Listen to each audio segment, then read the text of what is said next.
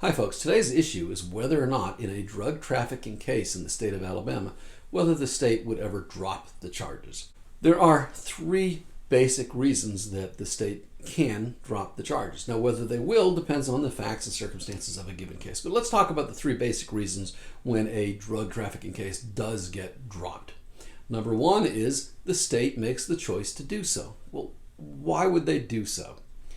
One reason, and probably one of the more common reasons, is the person who is accused has substantially cooperated with the state of Alabama, which led to the arrest of somebody who's a bigger fish than they are. They've made maybe a major drug bust or something like that. And so the prosecutor is feeling kindly towards that person and either drops the charges altogether or reduces the charges as a result of the person having worked as a confidential informant.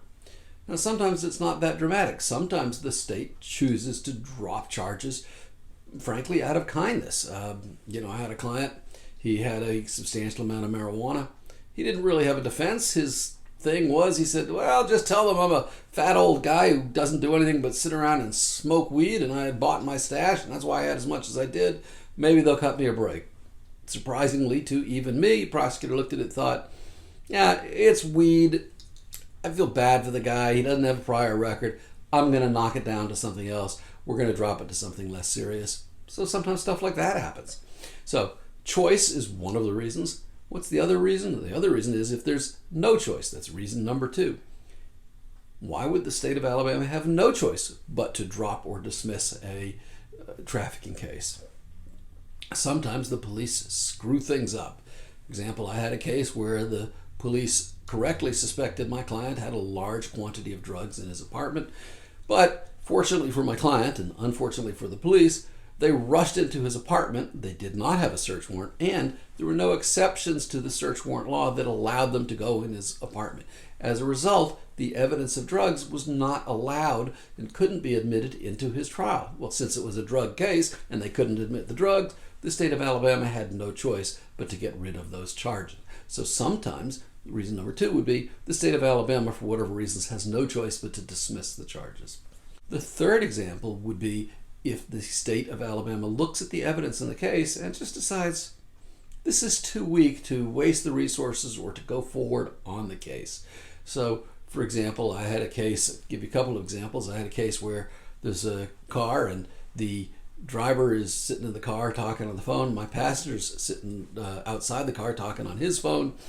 And the police come. They had information about there being a large amount of drugs in the car. They stop the car, stop the driver. There's drugs. My guy's standing there. They arrest him too. Why? Because they said, well, he's acting as the lookout for the fellow who has all of the drugs. My argument to the prosecutor was, well, wait a second. They never talked to my guy. They just assumed he's the lookout. Maybe he's an onlooker. They didn't ask that. They never pursued it. And the prosecutor said, good point, and that case went away. Similarly, they might go and an example would be I had a client who she's outside of the apartment. The police are doing a drug raid. The apartment belongs to her baby's daddy. There's female clothing in the apartment.